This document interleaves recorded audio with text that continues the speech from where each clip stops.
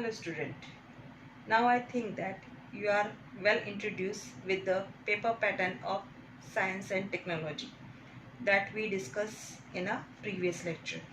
Let's introduce now the type of question, the nature of questions asked in a board examination.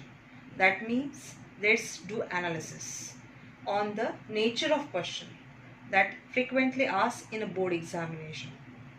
आपण आज nature of question, type of क्वेश्चनचं कुठलं स्वरूप असतं याच्या आपण डिस्कस करू, जेणेकरून तुम्हाला प्रिपरेशन करायला खूप सोपं जाईल आहे.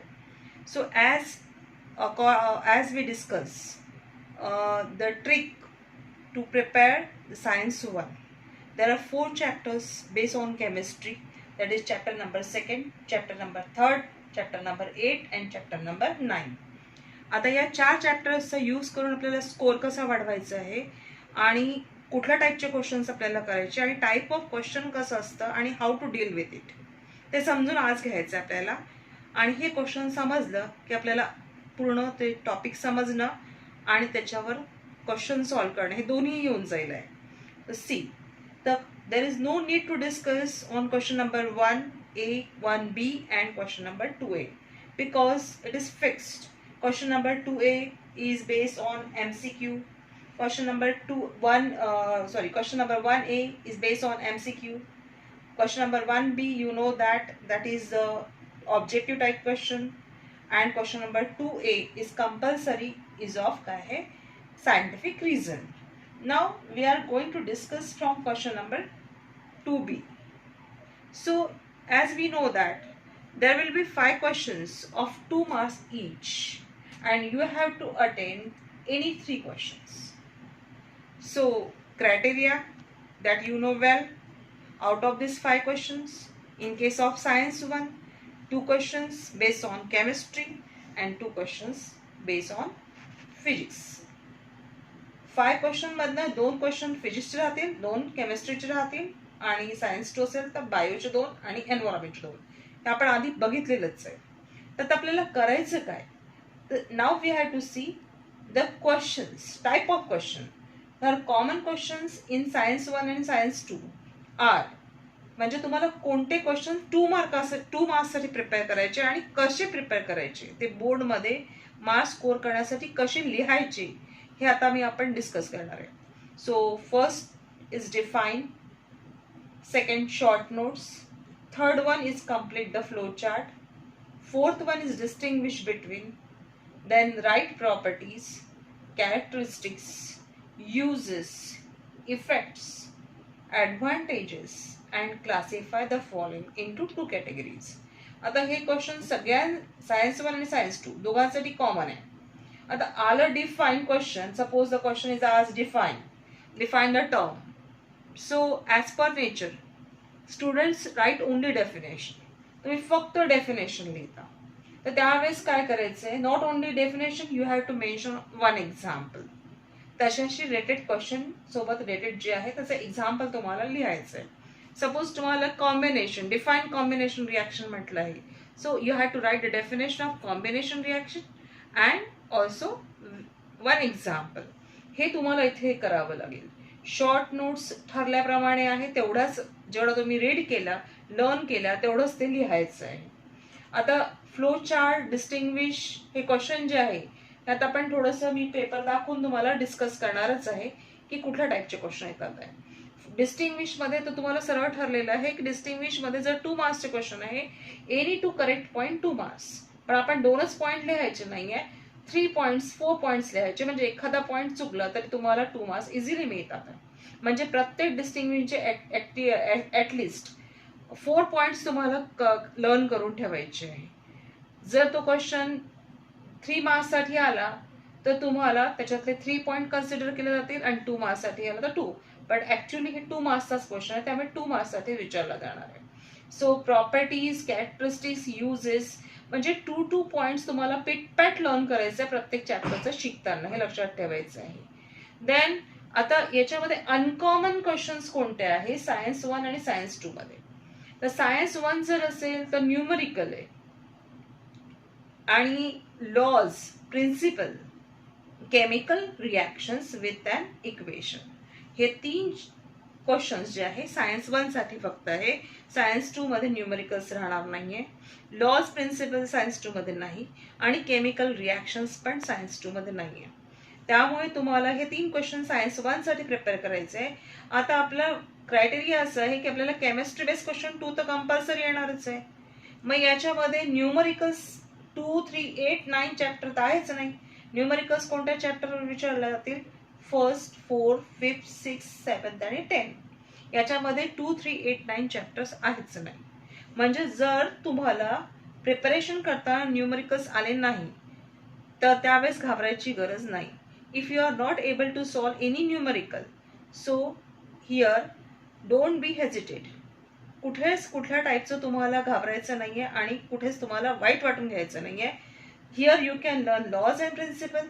लॉज अँड प्रिन्सिपल मध्ये तुम्हाला केमिस्ट्रीचा 1 चॅप्टर आहे, 2 सेकंड चॅप्टर आहे. उरलेले 4, 1, 4, 5, 6 मधनं तुम्ही लॉज लर्न करायचे. Chemical reaction with equation, here purely chemistry chapter आहे 3, 8, 9. दॅट मीन्स इथे तुम्हाला chemical reactions with an equation, type of reaction, त्याच्यावरचे best question that you have to learn from this chapter. That means definitely the 1 question is cover. एक question तुमचं केमिस्ट्रीचा इथे cover झालेला आहे. Other question based on chemistry may be a distinguish between, it may B right properties, it may be a define, it may be a short notes, काही असू शकतो, तो तुम्ही डील करू शकता. आणि फिजिक्सचा असेल तरी तुम्ही जर 5 क्वेश्चन्स आहे, देर आर 5 क्वेश्चन्स आहे, so of course there will 1 optional question there. एक ऑप्शन राहिलंच आहे. 2 फिजिक्स आहे, 2 केमिस्ट्री आहे. 1 जो लास्ट 1 5th आहे, it may be from chemistry और it may be from physics. तो लास्ट क्वेश्चन जो आहे तो वेळेवर तो पेपर सेट करणारा जो आहे तो आपल्यानुसार टाकतोय. मग तो 5th नंबरचा क्वेश्चन जर असेल तर न्यूमरिकल असू शकतो. तो 5th नंबरचा क्वेश्चन अजून कुठलाही असू शकतो. तर न्यूमरिकल तुम्ही नाही सॉल्व्ह केलं तरी चालेल, पण याचा अर्थ असा नाही की तुम्ही प्रॅक्टिस करायची नाही, कारण पुढे फिजिक्समध्ये न्यूमरिकल्स असतात. त्यामुळे तुम्ही जर इथे प्रॅक्टिस केली तर न्यूमरिकल कव्हर होऊ शकतात. प्रॅक्टिस नाही, सायन्सच्या बुकमध्ये जेवढे न्यूमरिकल्स आहेत तेवढेच न्यूमरिकल चांगले करायचे आहे. Then question number 3rd, here 8 questions of 3 marks each will be given and you have to attempt any 5. Credit of marks 15. So there will be 8 questions. Of course, in case of science 1, 4 questions from chemistry and 4 from physics. Other type of question, of course, it is activity based question, conceptual question ahe. So here nature of question, explanation using the given statement. A statement will be given. For example, तुम्हाला इथे statement दिलेलं असेल आहे and you have to explain using the given statement. These questions are common for both science 1 and science 2. Now see, this is a paper of 2020. Here you can see the statement is given. An element has electronic configuration 282. Answer the following question. Like this statement will be given. Statement. And here simple conceptual question is there. Electronic configuration is given and 3 questions are asked. So such a question may ask in a board examination.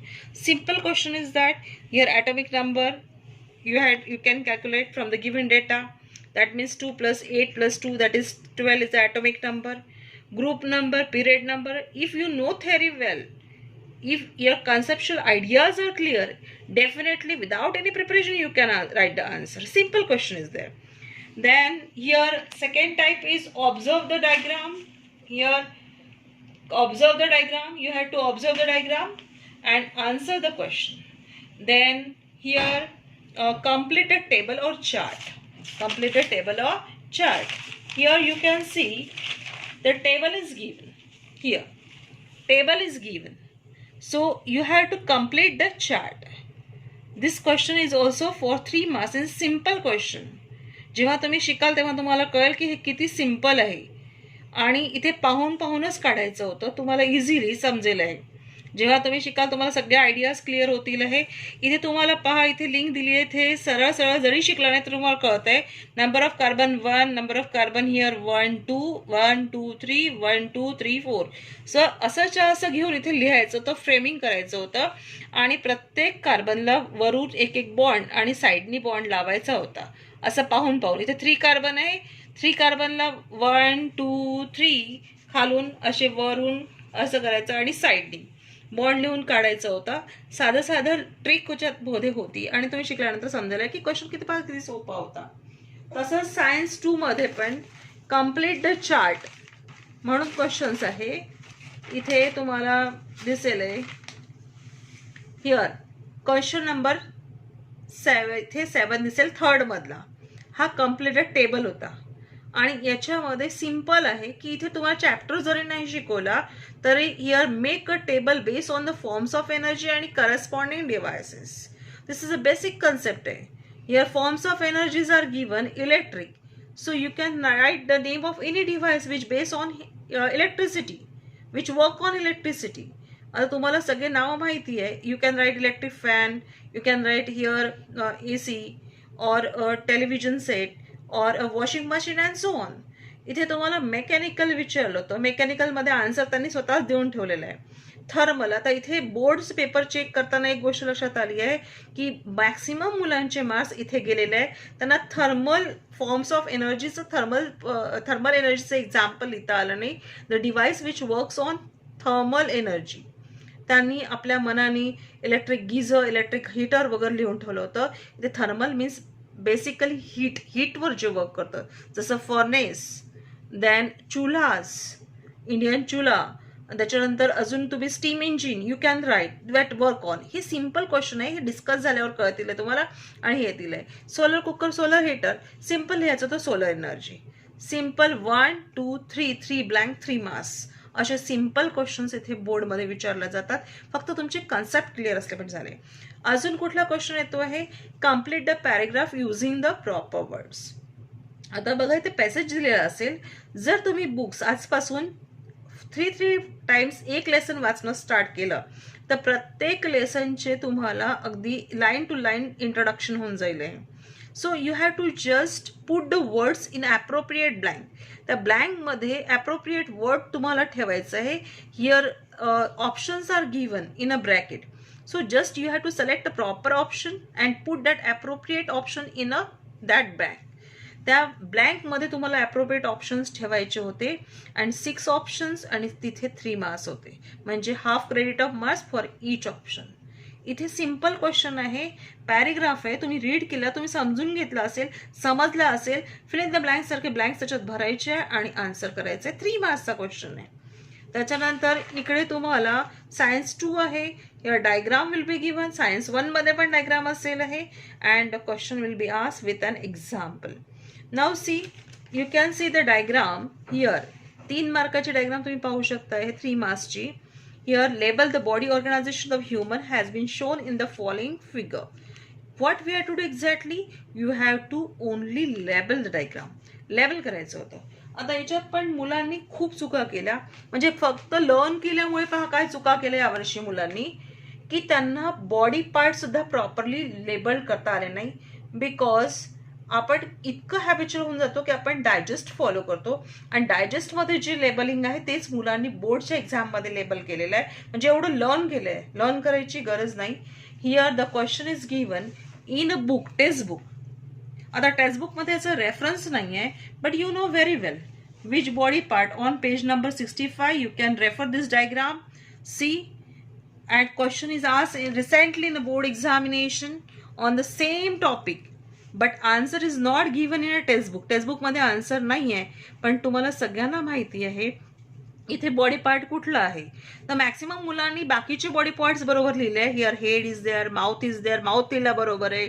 त्याच्यानंतर lungs आहे, heart आहे, heart बरोबर लिहिलेलं आहे, liver बरोबर लिहिलेलं आहे.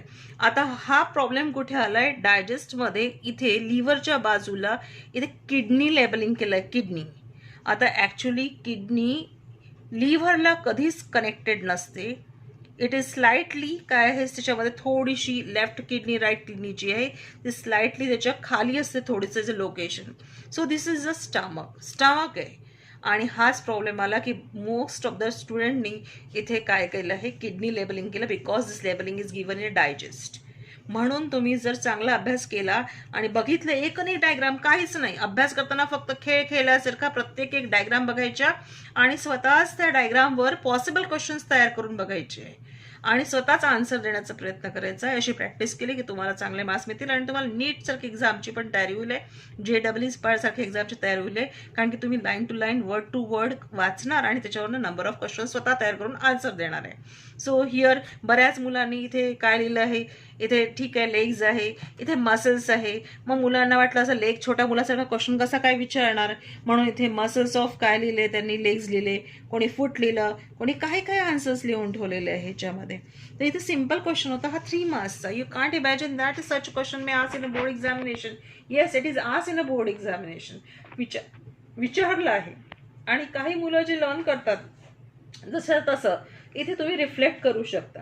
बऱ्याच वेळा तुम्ही लर्न केलेलं असतं आणि लर्न केलेलं तुम्हाला आठवतं तरी you can reflect here. So such type of questions are ask in a 3 marks questions.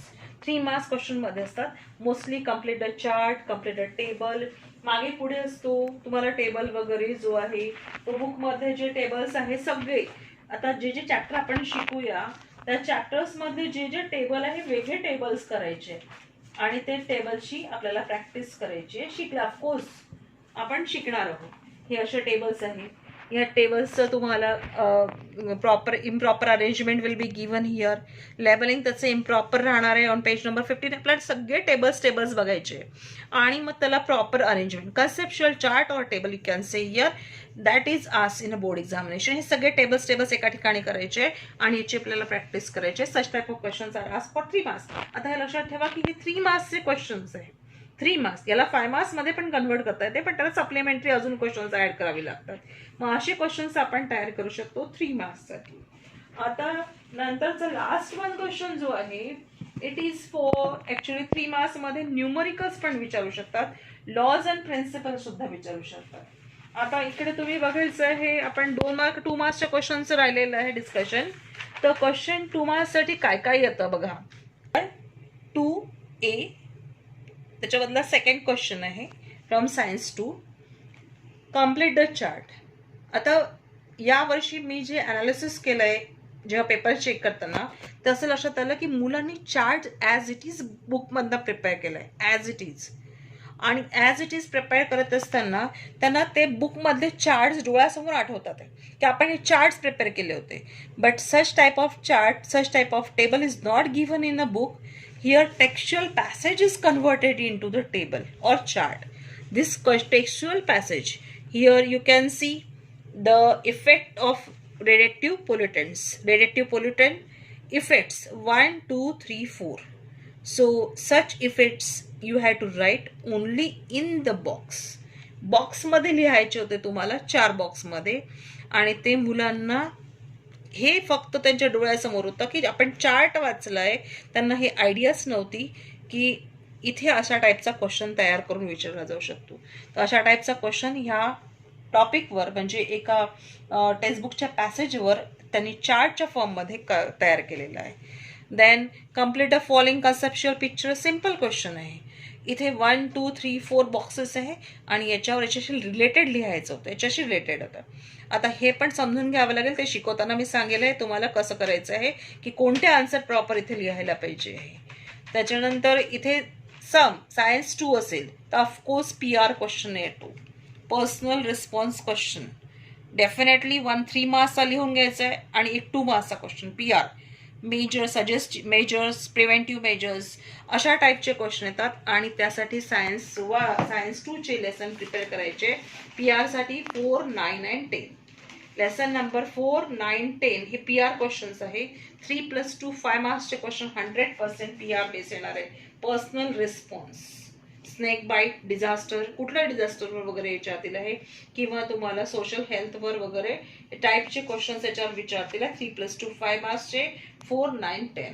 आणि सायन्स 1 जर असेल आहे तर सायन्स 1 मध्ये न्यूमरिकल्स, प्रिन्सिपल्स सारखे क्वेश्चन्स येतात आहे किंवा 3 मार्क्ससाठी और 2 मार्क्ससाठी. न्यूमरिकल्स बघा कुठलाही वनच येणार आहे, either for 1 mark either for 2 marks और फॉर 3 मार्क्स. इथे बघा इथे 2 मार्क्सचं न्यूमरिकल आहे. सायन्स 1 मध्ये 2020चा पेपर आहे. हिअर 1 न्यूमरिकल आहे फॉर 2 मार्क्स. एक न्यूमरिकल पूर्ण पेपरमध्ये दिसेल तुम्हाला. क्वेश्चन नंबर 3 मध्ये तुम्हाला दुसरं कुठलंही न्यूमरिकल दिसणार नाही.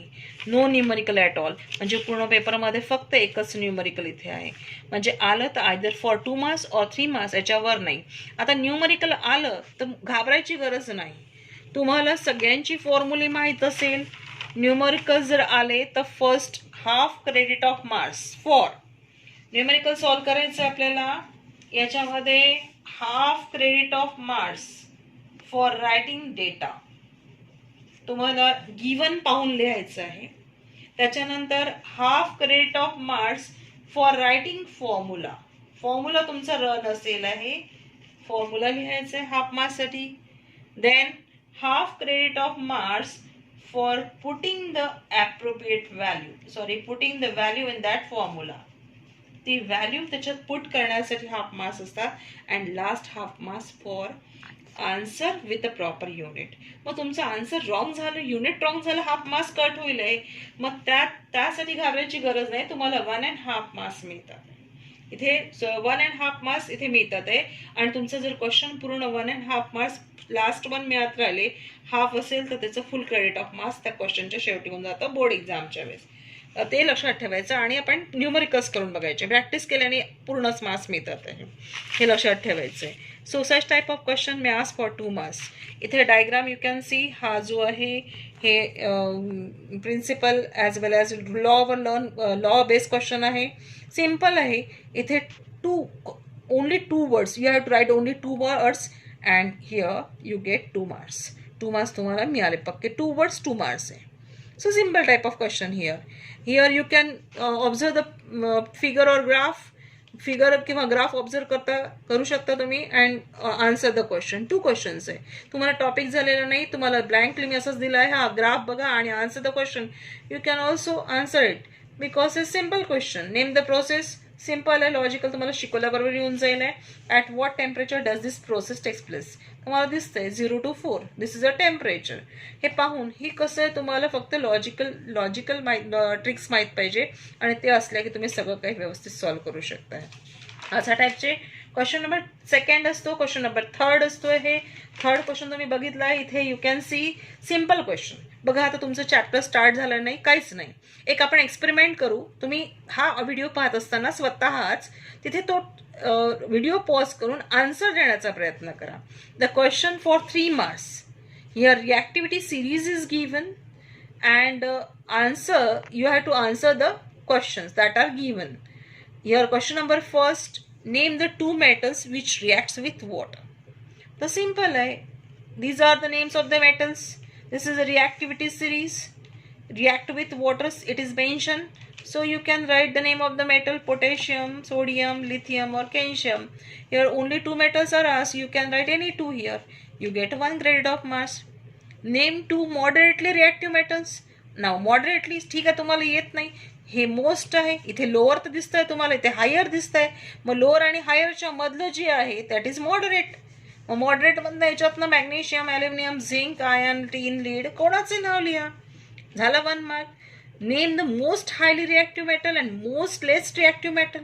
आता हायली रिॲक्टिव्ह मेटल म्हणजे रिॲक्टिव्हिटी हाय इथे पोटॅशियमची आहे, लो मीन्स गोल्डची आहे. सिम्पल इथे लर्न करायची काहीच गरज नाही. तुम्हाला रिॲक्टिव्हिटी सिरीज रेफर करायची आणि आन्सर 3 मार्क्सचं इझिली मिळत आहे. ते इझिली आन्सर मिळत आहे. तर अशा टाईपचे क्वेश्चन 3 मार्क्ससाठी इथे विचारले जातात आहे. हां, and last question that is a long answer question that is for 5 marks. 2 questions will be given and you have to solve only any one. In case of science one, you know as it is 1 question from chemistry and 1 question for physics. So what type of question mostly asked in this question or under this heading, question number 4. So you can see here you have to draw scientifically correct diagram and answer the question based on it. Like this, see here question is asked, draw a scientifically correct diagram of the human eye and answer the questions based on it. Here questions are given. Here 3 questions are given and 2 credit of marks for diagram. So like this question is asked. Or second type of question, it may be like this: read the passage and answer the following. Here passage will be given and you have to answer the question. Then other type of question may ask here, like make concept diagram based on the any component. Here you have to make a concept diagram. Concept diagramचं meaning काय आहे ते मी तुम्हाला शिकवताना सांगेल आहे. Then complete the incomplete table. That is like this. Here the table will be given and you have to complete it. Such type of question may also ask. Here for 5 marks, you have to write only the appropriate answer in that box and you get full credit of marks. 5 blank will be given here. Here more blanks are given, but obviously 5 blanks will be given here and you have to fill 5 blanks and get 5 marks. Sure shot. Then here the question like this, spot the errors in the diagram and redraw the correct diagram.